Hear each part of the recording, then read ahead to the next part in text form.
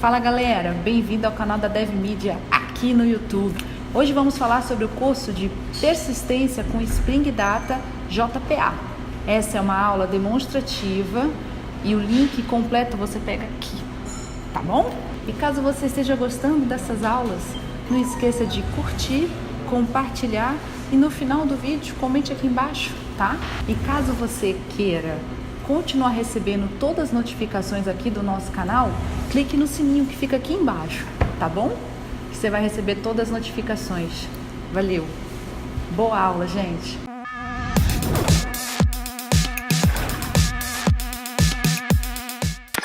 Primeiramente, eu gostaria de me apresentar. Meu nome é Márcio Balen e serei seu instrutor neste curso. Na área de TI, eu sou bacharel em Sistemas de Informação.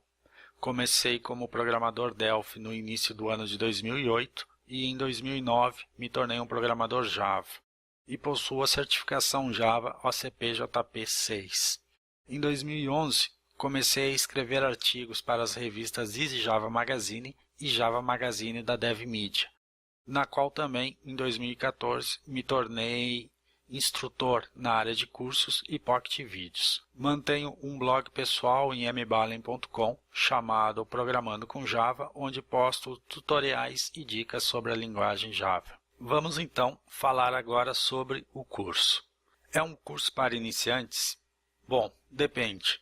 Vai depender do tipo de iniciante que você é. Se você é um iniciante na linguagem de programação Java, eu não indico que você participe deste curso, já que ele exige um pouco mais de conhecimentos. Existem outros cursos na DevMedia que seriam mais indicados para você. Caso você já tenha experiência com a linguagem, mas ainda não trabalhou com o Spring Framework ou com Java Persistência API, você pode participar do curso sem problemas. E se você já tem uma base de conhecimentos de JPA e também uma base de conhecimento do Spring Framework, mas não do Spring Data JPA, fica melhor ainda para que você consiga aproveitar ao máximo este curso. Entre os tópicos deste curso, nós temos JPA. Mas, antes de falar sobre JPA, é necessário falar um pouco sobre os frameworks ORM, ou de mapeamento objeto relacional. E nós podemos citar alguns deles como o Hibernate, OpenJPA, Eclipse Link, TopLink, entre outros. E o Hibernate talvez seja o mais utilizado entre eles. Mas o que seria um framework ORM? Bom, eles nasceram com o intuito de substituir o uso padrão de JDBC. Isto porque trabalhar com JDBC puro, ou seja, sem um framework ORM, é muito trabalhoso para o desenvolvedor por um motivo primordial. Você não está trabalhando com objetos, e sim com tabelas, colunas e linhas do banco de dados.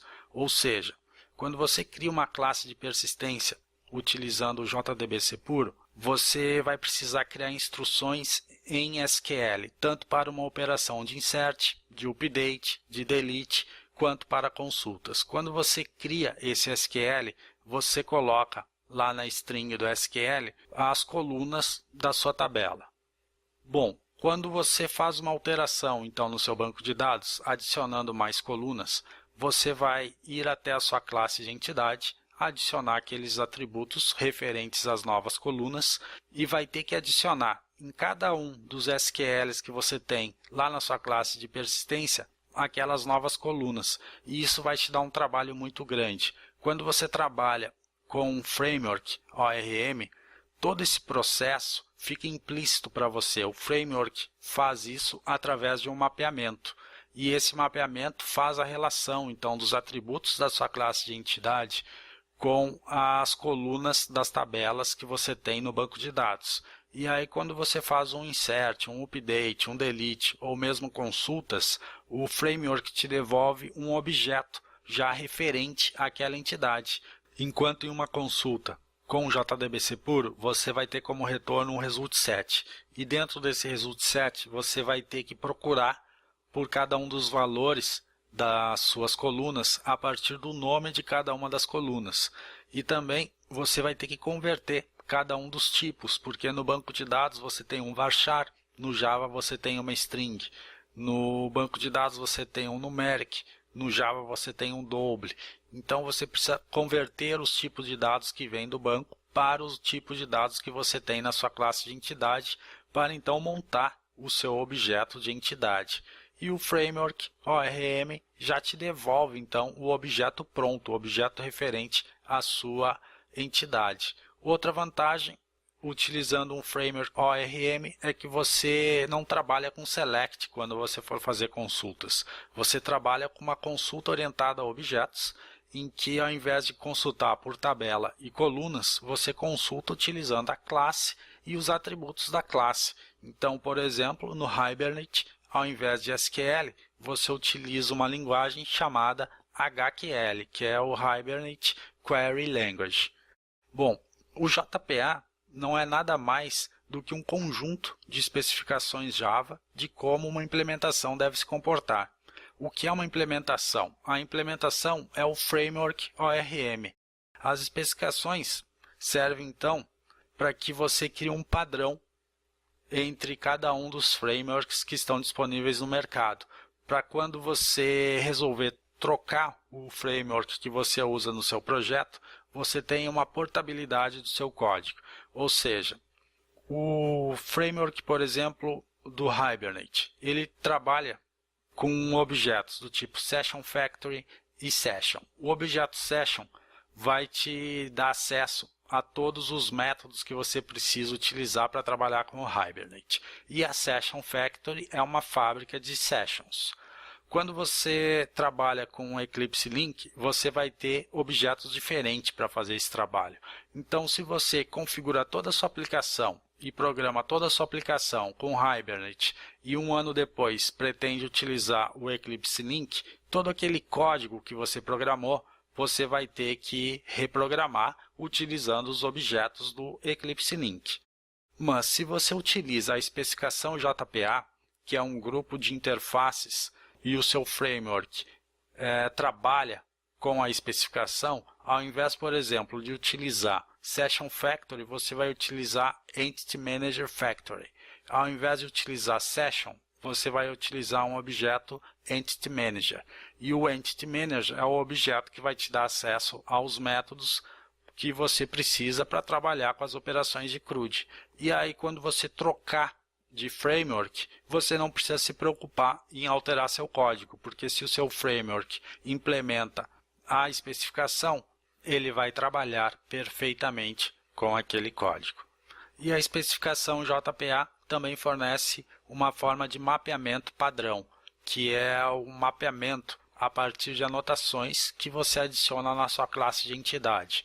Então, adicionando as anotações, você faz o mapeamento entre a sua classe e as suas tabelas do banco de dados. E é dessa forma que o framework consegue, então, trabalhar e executar todos os métodos que você utiliza com o banco de dados a partir apenas de objetos. Então, para você, fica mais fácil porque você vai utilizar apenas objetos e não mais instruções nativas de um banco de dados.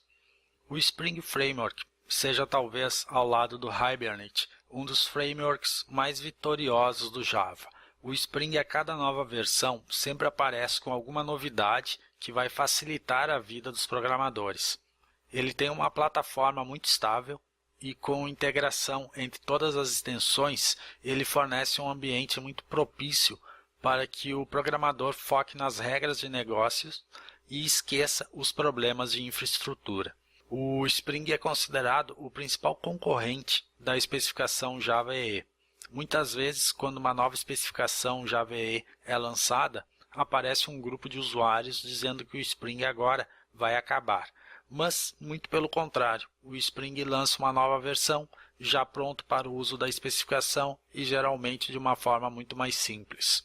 Outro ponto importante sobre o Spring é que muitas das especificações JEE existem devido ao Spring, a popularização de um recurso criado pelo Spring que acabou então se tornando uma especificação Java. E eu particularmente não vejo o Spring como um concorrente às especificações JEE, mas sim como um dos grandes agregadores ao crescimento do Java nos últimos anos. O Spring Framework fornece, por exemplo, recursos como suporte à injeção de dependências e inversão de controle, gerenciamento de transações, recursos web como o Spring MVC, acesso a dados como o JDBC Template, Spring Data, a parte referente a Web Services, mensagerias com JMS, por exemplo, e muitos outros recursos. Outro tópico importante para este curso é o Spring Data. O Spring Data é um subprojeto do Spring que tem como objetivo o foco na persistência de dados. Ele é baseado em um padrão de projetos chamado Repository e é subdividido em pelo menos 9 projetos que são o Spring Data JPA para banco de dados relacionais e para banco de dados NoSQL nós teríamos o Spring Data MongoDB, Spring Data Neo4j, Spring Data Redis, entre outros Spring Datas que você utiliza para outros tipos de recursos. E nós vamos então estudar neste curso o Spring Data JPA, que é uma forma sofisticada para se trabalhar com as operações de CRUD em bancos de dados relacionais. E por que utilizar o Spring Data JPA? O Spring Data JPA fornece um poderoso e eficaz suporte ao acesso a dados. Ele é desenvolvido sobre o padrão de projetos Repository, que é baseado em interfaces. Você precisa apenas escolher uma interface do tipo Repository que o Spring Data fornece e então estendê-la nas interfaces referentes às entidades do seu projeto. Assim, você cria a assinatura dos métodos em suas interfaces sem a necessidade de implementar esses métodos em classes concretas. O próprio Spring Data fica responsável por essa implementação em tempo de execução. Por exemplo, em um projeto com o padrão DAO, você cria uma interface com a assinatura dos métodos de CRUD e depois implementa esta interface em uma classe concreta, criando um corpo para cada um dos métodos. No Spring Data, isto não é necessário. Você vai utilizar apenas a interface e o Spring Data fica responsável pela implementação dos métodos para você em tempo de execução. Mas como que o Spring Data faz isso? Bem, existe uma lista de palavras-chave que devem ser adicionadas às assinaturas dos métodos. E a partir então do nome dos métodos, o Spring Data consegue identificar o que o método precisa fazer. Também é possível utilizar uma anotação específica nas assinaturas dos métodos com uma consulta JPQL, que é a linguagem orientada a objetos da JPA para consultas a banco. E então o Spring Data vincula esta anotação ao método para gerar a consulta atribuída em tempo de execução. Outra vantagem é que as interfaces nativas do Spring Data já possuem alguns métodos pré-implementados que você pode utilizar, como save, delete e consultas do tipo findAll e findOne. Existe também um recurso para paginação de dados que é muito eficaz e facilita muito a paginação dos dados no lado servidor da aplicação. Assim, se você tem uma tabela de dados em suas páginas JSP, vai poder usar a paginação facilmente com o suporte do Spring Data. E por fim, o Spring Data tem um recurso próprio para auditoria de dados. Com ele, é possível, por exemplo, registrar em uma tabela de logs a hora que o usuário logou no sistema, ou, por exemplo, a hora que uma linha é inserida ou editada na tabela e qual usuário realizou este processo. Vamos agora conhecer algumas das ferramentas que nós vamos utilizar durante este curso. Para banco de dados, eu escolhi utilizar o MySQL e vamos também usar o MySQL Workbench como interface gráfica para interação com os dados no banco. A IDE que nós vamos utilizar é a IDE Eclipse. Atualmente o Eclipse está na versão Mars e nós vamos utilizar a versão Java EE Developers do Eclipse Mars. Para gerenciamento das nossas dependências, ou seja, das bibliotecas externas do projeto, nós vamos utilizar o Maven da Apache. O Maven, se você não tem um conhecimento, nunca trabalhou com Maven, não se preocupe que nós vamos ter uma videoaula específica sobre como trabalhar com as dependências utilizando o Maven. Para a aplicação web, nós vamos utilizar o Apache Tomcat versão 8. E por fim, vamos ver como será dividido o nosso curso. Após esta videoaula de introdução, nós vamos iniciar então uma sessão de instalação das ferramentas. Será onde eu vou demonstrar os locais onde você pode obter cada uma das ferramentas que nós vamos utilizar durante o curso e também como instalar essas ferramentas no sistema operacional Windows.